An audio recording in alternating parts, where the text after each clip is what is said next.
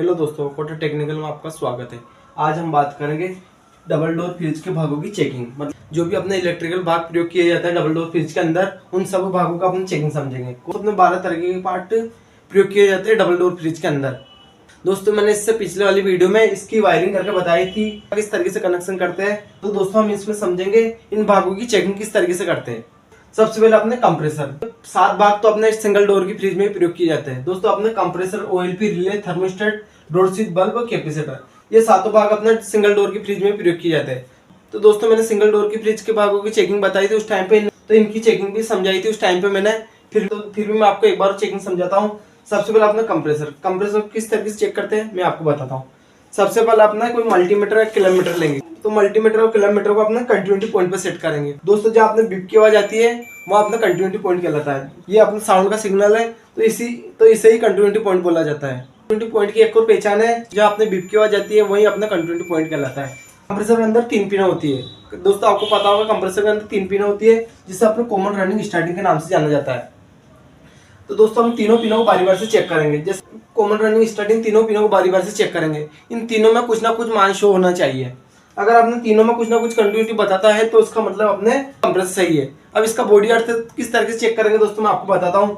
तो ये एक तो अपने कंटिन्यूटी बताना चाहिए और दूसरा अपना बॉडी अर्थ नहीं बताना चाहिए। बॉडी अर्थ किस तरीके से चेक करते हैं दोस्तों, अपने बॉडी अर्थ चेक करने के लिए क्या करेंगे, एक पिन को अपने कंप्रेसर के ऊपर रखेंगे जहां अपने पेंट नहीं है, जहां अपना कलर खुल चुका है, जब वो एक पिन को अपने तीनों पिनों को बारी बारी से चेक करेंगे। दोस्तों, मैं आपको बताता हूँ इस स्थिति में इस पर भी अपना कंटिन्यूटी नहीं बताना चाहिए। अगर आपने कहीं कंटिन्यूटी बताता है तो अपने कंप्रेसर को खराब माना जाएगा, इसे बॉडी अर्थ माना जाएगा। तो ये कंप्रेसर की चेकिंग इस तरीके से करते हैं। आगे की तरफ अपने ओएलपी को किस तरीके से चेक करते हैं दोस्तों, मैं ओएलपी को चेक करने का 2 तरीके बताता हूँ। कौन कौन से 2 तरीके?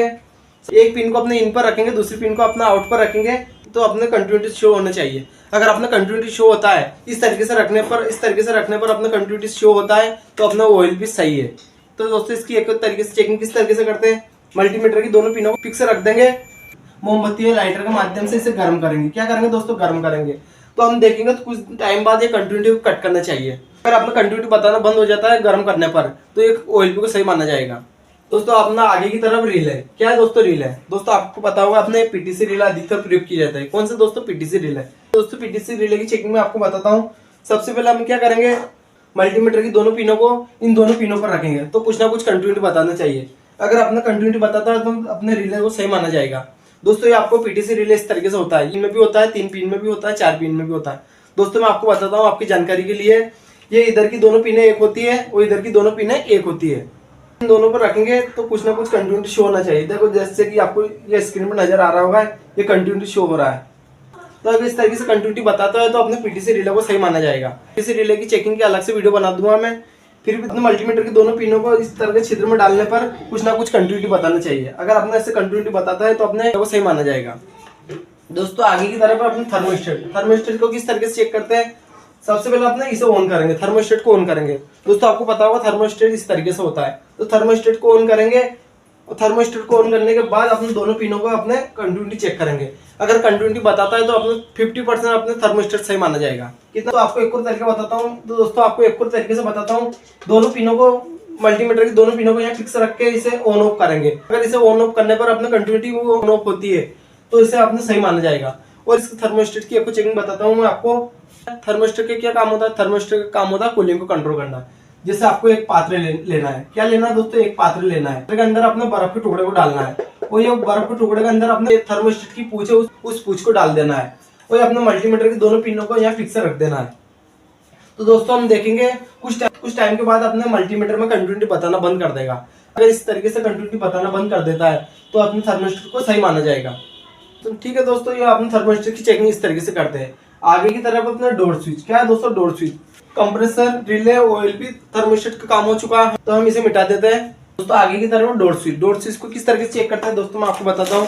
मल्टीमीटर कंटिन्यूटी पॉइंट को सेट करने के बाद मल्टीमीटर की दोनों नोब को डोर स्विच की दोनों पॉइंट पर लगाएंगे और इससे इधर से अपने डोर स्विच को ऑन ऑफ करेंगे। अगर अपने कंटिन्यूटी ऑन ऑफ होती है, अगर इसे दबाने पर इधर से अपने पुश करेंगे। अगर इसे दबाने पर अपने कंटिन्यूटी ऑन ऑफ होती है तो इसे आप डोर स्विच को अपने सही माना जाएगा। डोर स्विच का काम होता है ओनली अपने बल्ब को ऑन ऑफ करने के लिए डोर स्विच का प्रयोग किया जाता है। आगे की तरफ अपना बल्ब। क्या है दोस्तों, बल्ब को चेक करने के लिए क्या करेंगे, तो दोस्तों अपने बल्ब को डायरेक्ट 220 वोल्ट की सप्लाई देंगे। अगर बल्ब चल चुका है तो सही है, अगर बल्ब नहीं चला तो अपने बल्ब को अपने खराब माना जाएगा। आगे की तरफ दोस्तों कैपेसिटर दोस्तों आप जानते होंगे, अपने कैपेसिटर इस तरीके से रहता है। उसके अंदर से अपने 2 वायर निकलते हैं। कितना वायर निकलता है दोस्तों? 2 वायर। 0.5 MFD का भी रह सकता है, या 3.25 का भी रहता है, 6 का भी रहता है, उस तरीके से अपने तो ये अलग अलग MFD में होता है। इसकी दोनों नोबों को अपने 5 पिन सॉकेट आप जानते होंगे दोस्तों, ये 5 पिन सॉकेट। तो दोस्तों अपने कैपेसिटर के दोनों वायर को, तो दोस्तों आपको मैं बताता हूँ, अपने कैपेसिटर के दोनों वायर को 5 से अंदर डाल के 1-2 सेकंड के लिए वो वापस बाहर निकाल कर वापस शॉर्ट करेंगे। इससे अच्छी चिंगारी आती है ब्लू कलर की, तो इससे सही माना जाएगा। अगर इससे रेड कलर की कम चिंगारी आती है तो इसे खराब माना जाएगा। इसकी चेकिंग इसी तरीके से करते हैं दोस्तों। तो दोस्तों अपना आगे की तरफ डिफ्रॉस्टेटर दोस्तों आप जानते होंगे, डबल डोर फ्रिज के भाग अब चालू हुए हैं। Defroster, biometal, thermal fuse, deep frost timer, एयरपोर्टर फैन, ये 5 भाग वो अपने डबल डोर फ्रिज के अंदर एक्स्ट्रा प्रयोग किया जाता है। ये अपने सिंगल डोर में नहीं होते हैं, ये अपने डबल डोर में प्रयोग किए जाते हैं। तो दोस्तों मैं आपको बताता हूँ डिफ्रॉस्टेटर के काम होता है। इसको अपने एयरपोर्टर पर बनी बर्फ को पिघलाने के लिए डिफ्रॉस्टेटर का प्रयोग किया जाता है। ये अपने डायरेक्ट 220 वोल्ट पे काम करती है। एक बार तो अपनी कंटिन्यूटी देख लेंगे, मल्टीमीटर के द्वारा इसकी कंटिन्यूटी चेक करेंगे। अगर कंटिन्यूटी बताता है तो इसे 50% सही माना जाएगा। कितना दोस्तों? 50% सही माना जाएगा। तो इसे 100% चेक करने के लिए क्या करेंगे, इसे डायरेक्ट अपने न्यूट्रल फेज की सप्लाई देंगे। क्या करेंगे दोस्तों? न्यूट्रल फेज की सप्लाई 220 वोल्ट देंगे। न्यूट्रल फेज की सप्लाई 220 वोल्ट देने पर अपने डिफ्रॉस्टेटर चलता है। अगर गर्म होता है 220 वोल्ट की सप्लाई देने पर अगर अपना डिफ्रॉस्टेटर गर्म होता है तो इसे सही माना जाएगा, 100% सही माना जाएगा। डिफ्रॉस्टेटर की चेकिंग हो चुकी है। आगे की तरफ में बायोमेटल किस तरह से चेक करते हैं दोस्तों मैं आपको बताता हूँ। इसके अंदर अपना 2 वायर निकलते हैं। कितना वायर दोस्तों? इसके अंदर 2 वायर निकलते हैं। तो दोस्तों हम साधारण तरीके से मल्टीमीटर से चेक करेंगे तो ये कंटिन्यूटी नहीं बताना चाहिए। अगर कंटिन्यूटी बताता है तो इसे खराब माना जाएगा। दोस्तों आपको बताइए -5 डिग्री सेल्सियस पर अपना ऑन होता है और +5 डिग्री पर अपना ऑफ होता है। तो ये इस नॉर्मल तरीके से चेक करेंगे तो हमेशा कंटिन्यूटी नहीं बताएगा। अगर कंटिन्यूटी किस स्थिति में बताता है, अगर इसका टेम्परेचर -5 डिग्री हो जाता है तो ये अपना कंटिन्यूटी बताने लग जाता है, तब जाके ऑन होता है। तो इसके 100% चेकिंग के लिए क्या करेंगे दोस्तों मैं आपको बताता हूँ। एक पात्र लेंगे। क्या लेंगे दोस्तों?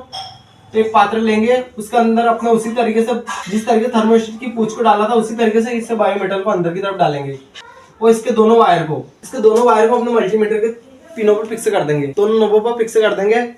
तो दोस्तों हम देखेंगे अगर इसका टेम्परेचर -5 डिग्री सेल्सियस हो जाता है, अगर इसका टेम्परेचर -5 डिग्री हो जाता है तो यह सप्लाई को आउट करने लग जाएगा।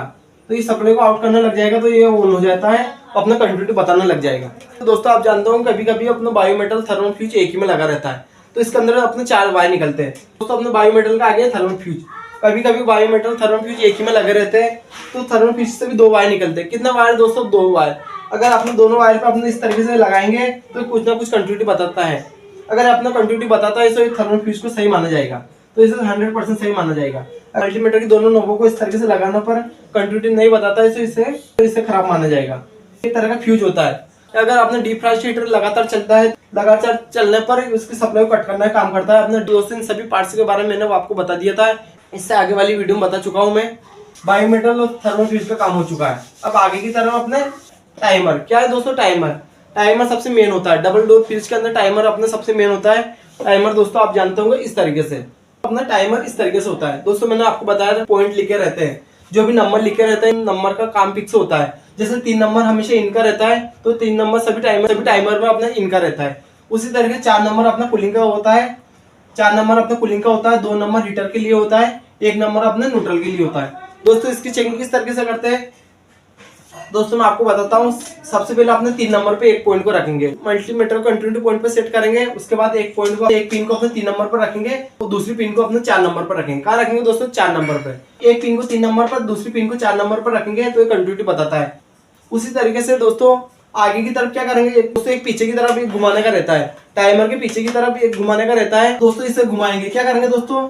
इस पीछे की तरफ से इसकी नोक को घुमाएंगे और उस स्थिति में एक पॉइंट को अपने 3 नंबर पर रखेंगे, एक पिन को अपने 3 नंबर पर रखेंगे और दूसरी पिन को अपने 2 नंबर पर रखेंगे। तो घुमाने पर अपने 2 नंबर पर बताना चाहिए। दोस्तों मैं आपको एक बार समझाने की कोशिश करता हूँ। जैसे दोस्तों पहली बार में चेक करेंगे तो 3 और 4 पर कंटिन्यू बताता है। कितना पर दोस्तों पहली बार में चेक करेंगे तो 3 और 4 पर कंटिन्यू बताता है और इसे घुमाएंगे। अगर इसे घुमाने के बाद फिर वापस चेक करेंगे दूसरी बार तो ये 3 नंबर और 2 नंबर पर बताएगा। तो दूसरी बार घुमाने पर चेक करेंगे तो 3 नंबर और 2 नंबर पर बताएगा। तो पहली बार में अपने 3 नंबर और 4 नंबर पर बताएगा। नंबर हमेशा अपने हीटिंग का होता है और 4 नंबर अपने कूलिंग का होता है। दोस्तों अपने डिफ्रॉस्ट टाइमर की चेकिंग इस तरीके से करते हैं। आगे की तरफ अपने ए ऑपरेटर फैन, क्या है दोस्तों ए ऑपरेटर फैन। ए ऑपरेटर फैन की चेकिंग किस तरीके से करते हैं दोस्तों आपको पता होगा। ए ऑपरेटर फैन का काम ये ऊपर की कूलिंग को नीचे तक पहुंचाने का, पूरी फ्रिज में कूलिंग को फैलाना का काम करता है अपना ए ऑपरेटर फैन। दोस्तों ये अपने डायरेक्ट 220 वोल्ट पे काम करता है। क्या करता है दोस्तों, डायरेक्ट 220 वोल्ट पे काम करता है। अगर इसे न्यूट्रल फेज की सप्लाई देंगे दोस्तों, अगर इसे डायरेक्ट न्यूट्रल फेज की सप्लाई देंगे 220 वोल्ट, तो अपने ए ऑपरेटर फैन चलना चाहिए। अगर आपने ए ऑपरेटर फैन चलता है तो इसे आपने 100% सही माना जाएगा। तो दोस्तों मैं आशा करता हूँ आपको डबल डोर फ्रिज के भागों की चेकिंग समझ में आ चुकी होगी। दोस्तों अभी तक आपने चैनल को सब्सक्राइब नहीं किया तो चैनल को सब्सक्राइब कर लीजिए। दोस्तों मैं आपको इसी चैनल पर house wiring, motor winding, AC, fridge, deep freezer, water cooler, RO, washing machine सभी का कोर्स बारी बारी से कराऊंगा। दोस्तों चैनल को सब्सक्राइब कर लीजिए, साथ में बेल आइकन का बटन भी दबाइए जिससे हमारे आने वाली वीडियो की नोटिफिकेशन आप तक पहुंच सके। वीडियो अच्छी लगी तो एक प्यार से कमेंट कीजिए। तो दोस्तों मिलते हैं आगे वाली वीडियो में। वीडियो देखने के लिए बहुत बहुत धन्यवाद।